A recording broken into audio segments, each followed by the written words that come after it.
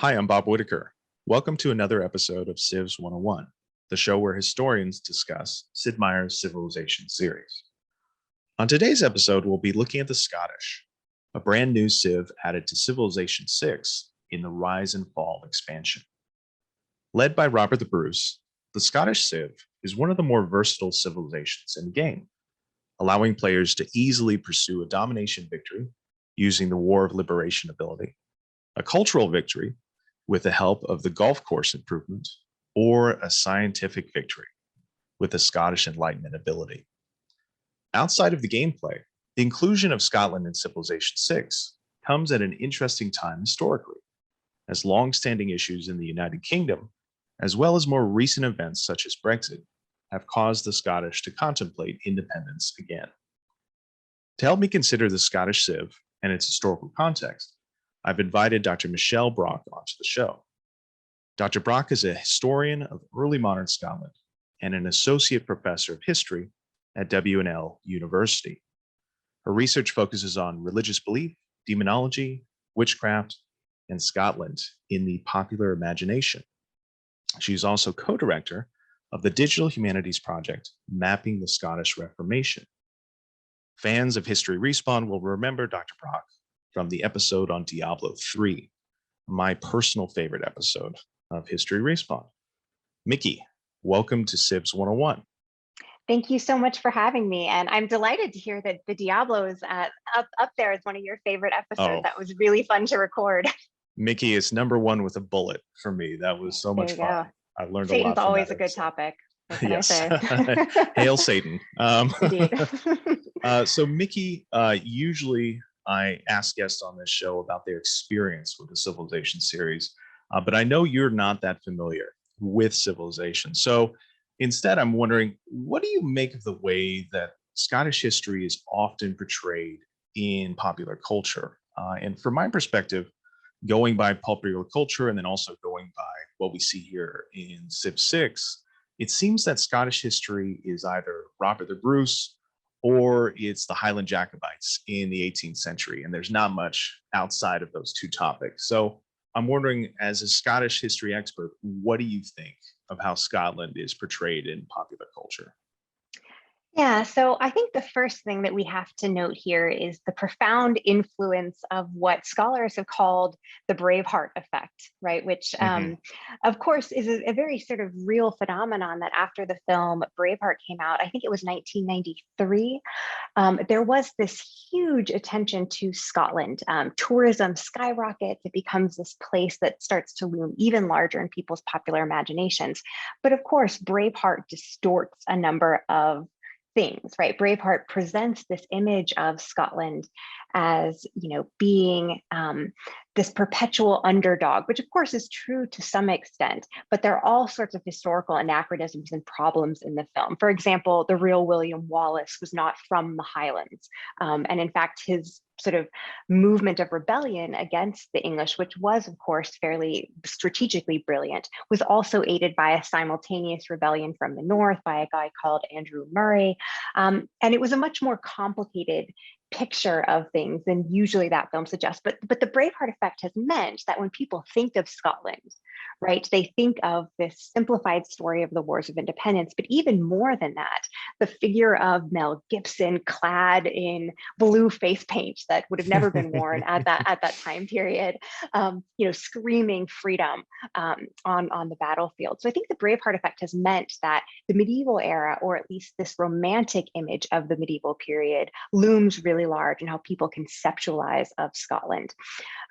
Media in other forms has also been really important in shaping public perceptions of Scotland. No doubt Outlander in recent years, every time I teach my Scottish history course, the first thing students ask me is, oh, have you read or watched Outlander? And I'm actually quite a fan of the book series, and it gets some things right, other things quite inaccurately done. But of course, that's a period really focused on the Jacobite era and the attention to the 18th century. So part of it is just that media focuses on these eras.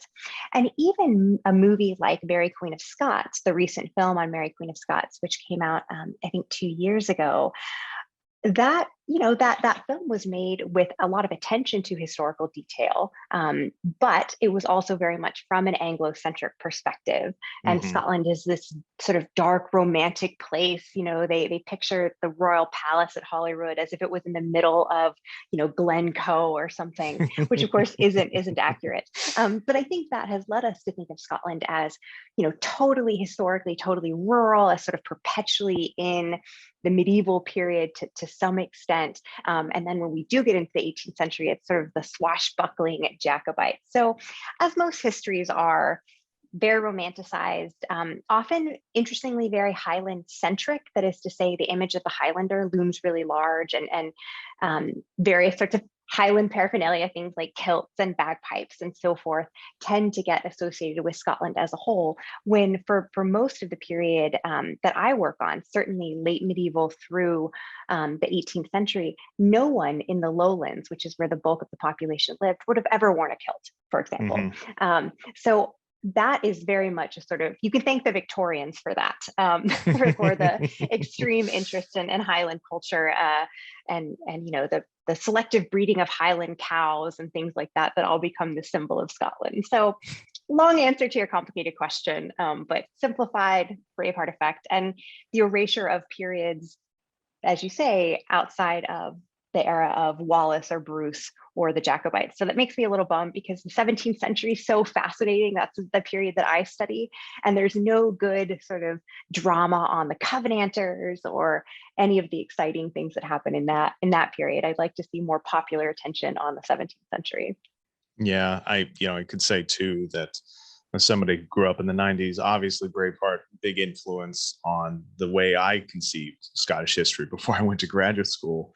And then also, my wife is a huge fan of Outlander. I mean, Ah, just okay. a huge, huge fan. And so she's read the books, we've watched the show, and yeah, I could say it's kind of a bit more of the same. I think, when you do think of Scottish history outside of Robert the Bruce, William Wallace, etc.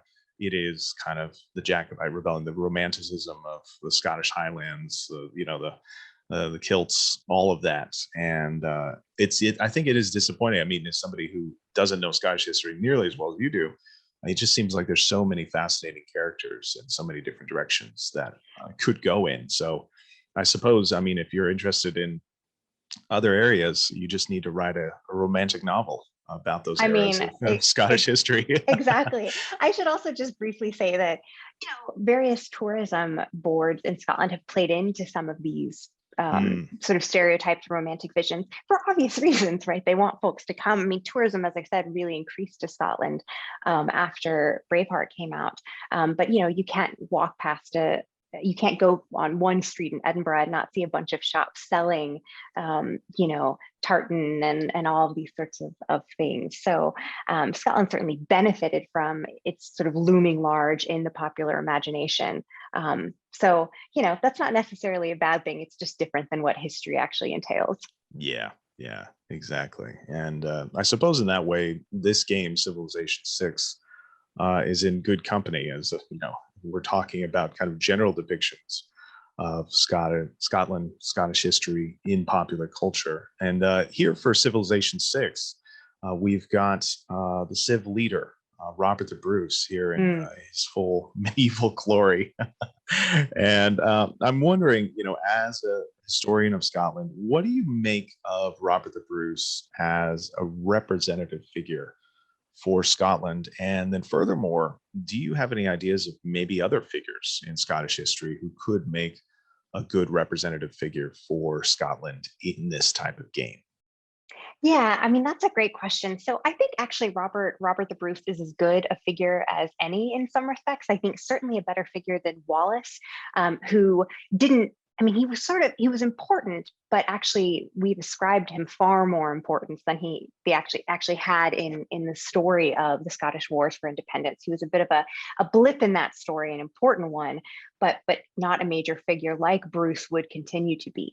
So I do see Bruce. It makes sense too, because there is this truth about Scottish history in the popular imagination that reflects historical reality, which is Scotland as this sort of very martial imagery, and that much of Scotland's sense of itself was born out of its relationship with England, and sometimes defining itself as in league with England, but then often, as in the case of the Wars of Independence, defining itself against this sort of push of English oversight. So Bruce in some ways encapsulates or embodies those things, which does make sense. I'll also say that Bruce, he's connected to probably the most famous document in Scottish history, the Declaration of Arbroath, which was composed in 1320.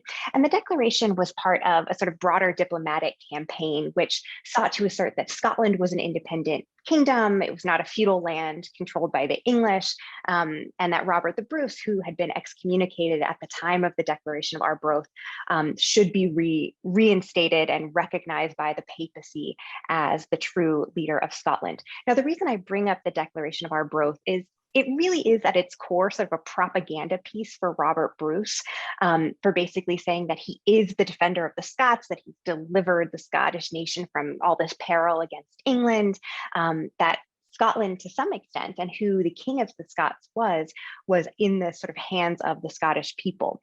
There's a very famous line in the Declaration of Arbroath about, as long as 100 of us remain alive, we will never be brought under English rule. And it goes on to say, we're not fighting for riches and so forth, we're fighting for freedom itself. And this document, Scots often sort of think about it in the way that English might think of the Magna Carta, which is to say that it has this outsized influence in how people envision their own constitutional past, as it were. The Magna Carta was actually not nearly as important as a lot of folks have argued. The Declaration of Arbroath, true, as I said, it wasn't really a statement of popular sovereignty if people have conceptualized it was a Bruce propaganda thing, but it had the effect, right, of giving Bruce this sheen in Scottish history. And I think actually, as an interesting American connection, there are a lot of Americans who will say that, the Declaration of Arbroath provided a blueprint for the Declaration of Independence. Well, that's bogus. There's no connection whatsoever. But these founding documents in the historical imagination do matter. And Bruce is at the center of the most important Scottish one, for a whole host of reasons. So that, to me, also, I like to connect figures to important texts. And Bruce does have that sort of legacy. So he was a master of propaganda, so he kind of wrote himself into the story to some extent. So I guess good for him. He was laying the groundwork for being in Civilization 6. We just didn't know it. Well, he was a man of quite a lot of foresight. So there you go. Extraordinary indeed. But yeah, so there are other candidates who I think would also be really interesting figures to represent Scottish civilization in a game such as this. So, for example, there's the later 11th century King Malcolm Canmore, who becomes Malcolm III, King of Scots. He was a very sort of I guess you could say Europeanizing or modernizing force in Scotland. He brought a lot of Scottish institutions closer in line with their continental counterparts. And that was really important for making Scotland a sort of key player in European affairs. So Malcolm III, or even better yet, his wife, Margaret, who becomes Saint Margaret of Scotland after her death. She's the only Scottish royal to ever receive sainthood. And she was really fantastic in terms of encouraging the Scottish Church to be more in line with the Catholic Church in Rome, as opposed to being sort of this independent actor. And that had a lot of implications actually for Scottish international relations moving forward. And I always like to see women represented in these sorts of games, which can get a little bit blokey in their depiction of history. So she would be great. John Knox would be a sort of fascinating figure to be the leader of a game like this. John Knox was, as listeners might know, essentially considered the father of the Scottish Reformation. There are other figures that are important, but the Reformation in 1560, he's at the helm of that and a lot of the movements for essentially political revolution in Scotland that allows the Reformation to occur. And I think there are a lot of people who associate Presbyterianism and the Reformation with Scottish culture writ large. So to that end, I think Knox would be an interesting figure to be leading some of the Scottish civilization. You could also have a whole host of figures who are part of the Covenanter movement in the mid 17th century, acting in rebellion against the king of well, I should say it was a dual monarchy, King of England and Scotland at the time, Charles I, who overstepped his bounds. This is a trend in Anglo-Scottish relations. And there was a sort of military and religious and political rebellion by the Covenanters. And there are some great figures in Covenanter history who had also fought in the 30 Years' War as part of Gustavus Adolphus's campaign. So they would also be interesting figures to be part of this game. I like the idea of having a religious figure as a potential leader for the Civ. I do wonder if that might put off players. I don't know if you've noticed while I've been playing, but there is a religion mechanic in the game, which you can kind of see if this goes away and this goes away. We don't need nationalism right now. There is a religion mechanic. So we've got Protestantism down here. That's south, interesting. Catholicism up here in the north. And, as part of the game mechanic, I'm attempting to convert Brazil to Catholicism. Oh, wow. But Okay. it is interesting. The religion mechanic has been a big part of the Civilization series. I think going back to Civ 4 back in kind of the early to mid 2000s. So it has been a part of it, but it's not very often that we've gotten Civ leaders that I can remember who have been major religious figures. And I just wonder if the game developers are a little worried about putting off certain people who, and this has got a worldwide audience, putting off certain groups by having a religious leader, bringing up a touchy subject. But it does seem to me, especially when you're talking about Scottish history, that it would make a lot of sense to have those kind of figures included, at least as an option for a leader. Yeah, and I think one of the things that is crucial for modern audiences to remember is that religious figures, religious leaders were never just that in the pre-modern past, right? They were also profoundly important political actors.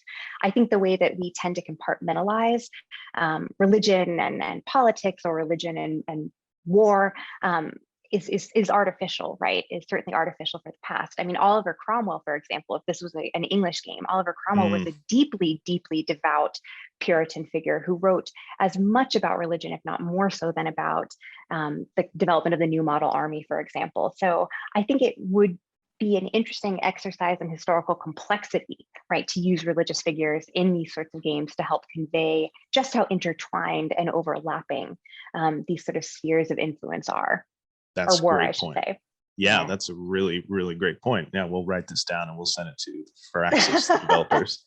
That was really great. Really nicely put there. So in a general sense, I'm wondering what you make of this Scottish civilization. And, the idea of civilizations, the kind of bedrock for this game series, it's one that harkens back to a different era of historical study based around arbitrarily constructed groups, usually living in the ancient era. So given that kind of proviso, what do you think of the way in which Scotland, in a general sense, is depicted in this game?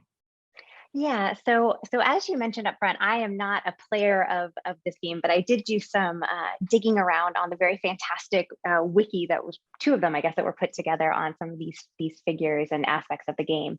The first thing that just really struck me, and I suppose this is probably the case with most of the games, but is just the extent of chronological collapse in place in the game. That is to say that you have this sort of medieval or medieval-esque society, right? I mean, a lot of these games actually draw on medievalisms and medieval-esque places in the same way that Game of Thrones is medieval-esque, but it's not actually located in, say, the 12th century. But a figure like Bruce, right, is a sort of really critical early 14th century figure. And so it's interesting to see him in this game as the leader of Scottish civilization at the same time as Scottish Enlightenment is a sort of I guess not a power, but a sort of an add-on, something important that gives you I'd power, say right? calling it a power is totally fine. Yeah. Okay. Right. So, yeah. And the Scottish Enlightenment, really doesn't begin in earnest until the early 18th century. If you're going to agree that there is something, if there is such a thing as the Enlightenment, as opposed to a series of of elite and disparate actors who are writing interesting things. But this movement that we think of as the Scottish Enlightenment isn't until early 18th century. Actually, and as a side note, another great figure to lead this game might have been Robert Burns. I consider him very much this sort of hybrid Enlightenment romantic figure. He's the most famous poet ever produced by Scotland. He writes brilliant poems that are really directed at sort of the people. He comes from a farming family. He's not especially a member of the elite society, but his poems are really interesting. He actually wrote a famous poem about Bannockburn. In fact, much of how we remember Scottish history has also been filtered through the lens of Robert Burns. So I don't know if any of these games ever use literary figures, but that's sort of interesting too. I don't know if you would be much for sort of martial warfare, but if there was, a literary button, or I guess there's, cultural golf courses. Yeah, So, yeah, absolutely. Yeah. And so, yeah, I mean, as far as victory conditions, the game allows you a domination victory, which is kind of playing into the use of Highlander, and then also this Bannockburn ability with War for Liberation. But then also the Enlightenment, as you can see here, it gives you bonuses for science and for production, gives you a generation of a great scientist point per campus, great engineer. And so this is a really helpful tool in which to, kind of move towards either a science victory, and then also with golf, a cultural victory. So, I mean, I think the Scottish Civ is one of the more interesting ones because it's so versatile and there's so many different ways that you can go in. And I think on the one hand, and I'll see what you think about this. On the one hand, it is kind of very medieval, right? You've got Robert the Bruce. His look here doesn't change throughout the game. You've got kind of a Highland castle here in the background, and so it does hearken to that very medieval version of Scottish history. But at the same time, the kind of almost, I would say, the diversity of abilities here. It's not something you see with many of these other civs, and we're going up against Portugal, Korea, Poland, and Brazil. They don't have the same sort of diverse kind of historically tinged abilities that you have here with Scotland. So I would say, on the one hand, it is disappointing, like you said, that it's so focused on medieval history.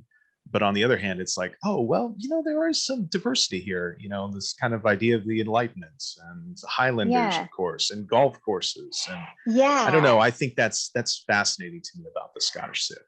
Yeah, and actually, I have to say, I love the golf courses bit. Yes.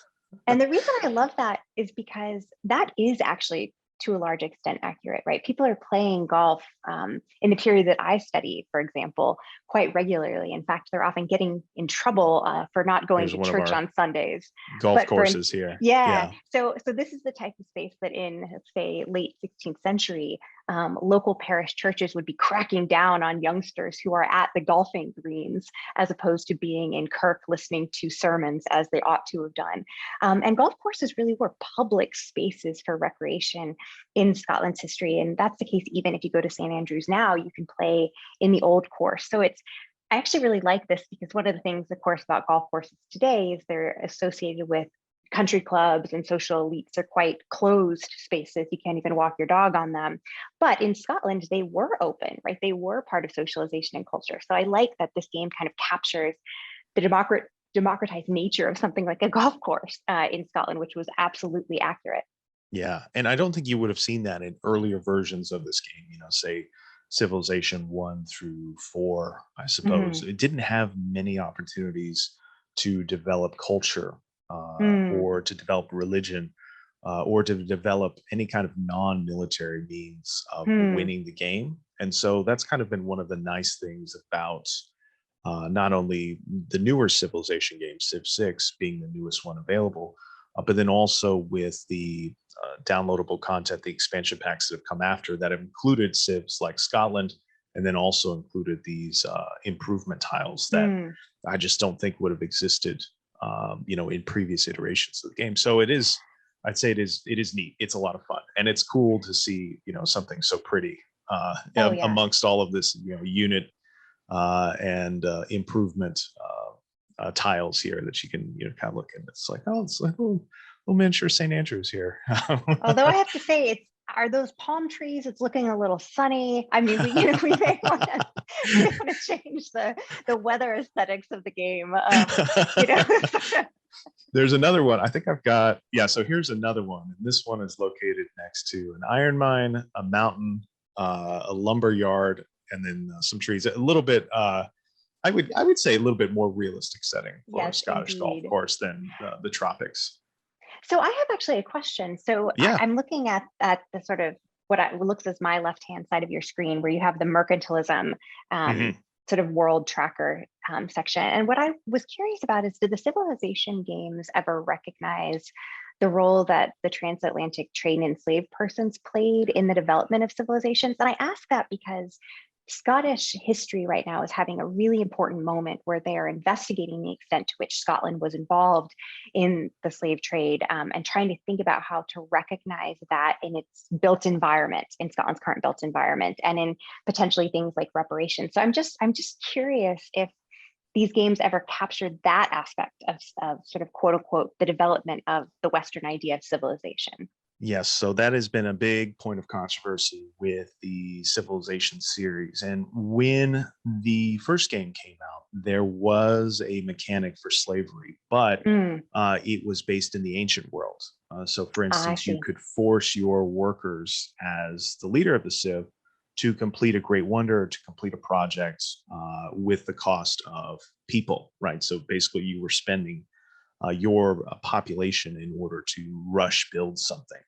And so that was controversial, obviously, for obvious reasons. So Hmm, they hmm. largely stripped it out and kind of stripped out any discussion of, colonialism or slavery and the relationship between the two in the games. But they did bring about in a limited way in kind of an offshoot series called, and I'm blanking on it. It's called Sid Meier's Colonization.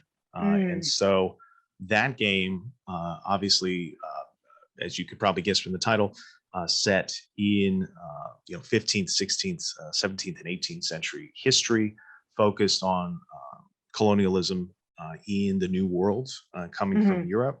And so there's brief mention of slavery in that, but not in a sustained way. And in this game, as you'd mentioned with mercantilism, we do have, I think, I'll check this before I keep talking. We do have, I think, a mention here either in mercantilism or Mm. in colonialism about the importance of slavery. Let me see if I can find that. But this has been a very big point of controversy because, on the one hand, the Civilization series has got more kind of broad historical topics and a bit more depth than you would expect from most history games. But at the same time, it does tend to try to avoid some of these more what we could call difficult historical topics. And Mm. it is interesting how they pick and choose. So I didn't see anything in mercantilism, but then here in colonialism, we've got some mention Yeah, of I do see that. civilizing mission, but I don't see any mention here of slavery. Let me just put slavery. Nothing. Yeah. Okay. So Yeah, yeah, that's there you go. That's your answer. well, and that's interesting because I did play around a little bit with some of the entries for some of the Hmm. figures in the game, and they actually, the historical information was really quite good. So it sounds like it's a case of being incomplete, which is often the situation with some of these games. Um, Yes. but yeah, Yes. Yeah. Absolutely.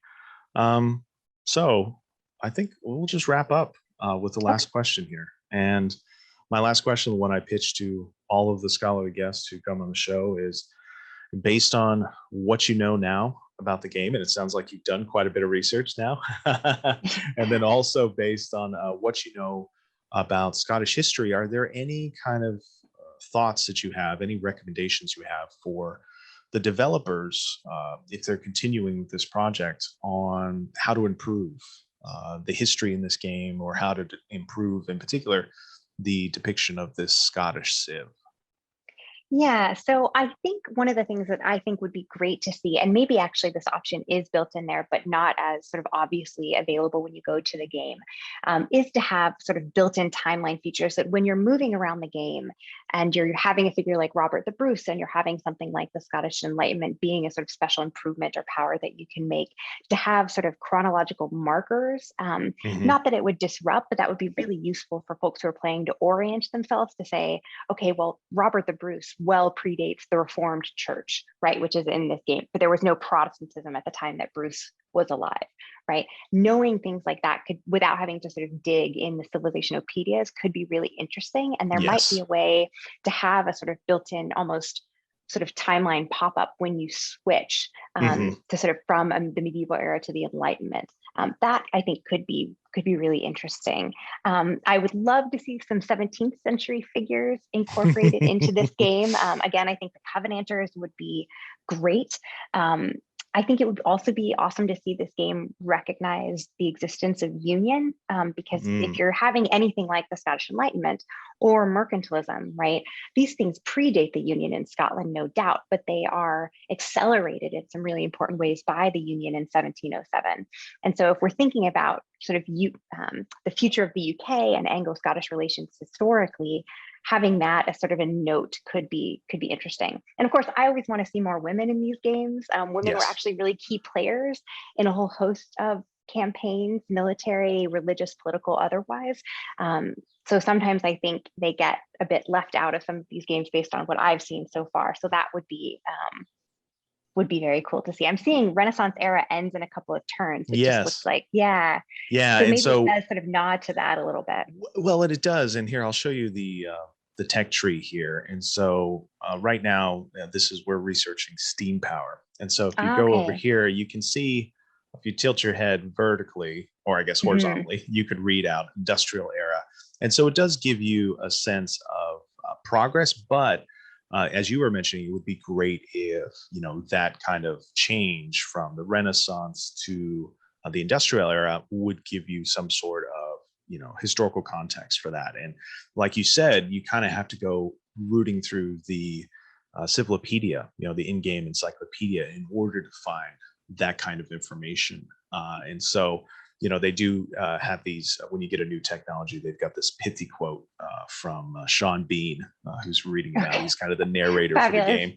Yes, of course. And yeah, and but see, he'll come in and say like some quote, and it could be an opportunity there to talk a little bit about what historical time period you're going into, what the context of that is. And I think that would be really great because, like you said, I think some of these Cyclopedia entries are really pretty good. And it Yeah, would be I great to think have a so. lot of that work kind of centered in the gameplay rather than, like, oh, I have to come up here to this tiny little button, click on it, and then go and search through and find, what I'm interested in. But look at this. I mean, Yeah, this is a pretty solid report of it is. very Yeah, historical aspects. absolutely. And I think, it's one of the things that your whole series at History Respawn has sort of showed to me is that people who are playing these games are actually super excited about the history. So sometimes I suspect the history brings them to the games, but also the real benefit of these games is they actually get people excited about history. So taking seriously, right, the user's interest in history is really, I think, exciting to see. And I think most people, even if they are not professional historians like you and I, want to see the complicated nuances of the past. They want to see the realities Hmm. of the world that may be a little messier, a little uglier, a little more difficult to grapple with. So Hmm. any ways in which those things can be incorporated, I think, is always for the better. Yeah, absolutely. And I think your point about having more diversity in terms of leadership, with looking here at England, the England Civ, diversity of leadership would also be really welcome, I think. And, it's interesting in Civilization 2, you had a binary choice. You could have a male leader or a female leader, and they had one for each of the 20 or Mm, so civilizations. But they haven't really done that since. Most of the civilization civs and leaders that we've had since then have been just one person. Some of these mm. civs here have got multiples, but most of them are just a single leader. So, yeah, it is Okay. interesting. I kind of wish that they brought it back And you could, I know there's modifications where you can create your own Mm, leader. So that is an option, but it would be great if they, kind of used multiple leaders for each civ as an opportunity, not yeah. only to diversify gameplay, because Robert the Bruce has got the Bannockburn ability. Well, you could have a Mm, different ability for a different leader. But yeah. then also, in addition to improving gameplay, it might also, lead to more of these great Civilopedia entries that might direct Absolutely. players to go and study that history afterwards. Yeah, I think I mean there are some tailor-made women to be part of this. As I mentioned, Saint Margaret of Scotland, but of course Mary Queen of Scots, or her mother, Marie de Guise, who is French in origin, but was essentially the regent for Scotland for the bulk of Mm, Mary Queen of Scots' youth, and she was sort of a brilliant leader in a lot of ways. So that would be very, very cool and fascinating. And I'm seeing actually that in the Robert the Bruce entry, I noticed that one of his agendas is Flower of Scotland. Well, I love that, actually taking the sort of informal modern national anthem, I guess, informal anthem of Scotland, and putting that into the game. It's fascinating. There are lyrics in Flower of Scotland that talk about fighting against the English and Edward's army and so forth. So it sort of works perfectly in this game. I quite like that the game decided to do that. awesome. Awesome. That's great. Okay. All right, Well, I great. think that does it for this episode of Civs 101. Nikki, thank you so much for joining me. Yeah, thank you for having me.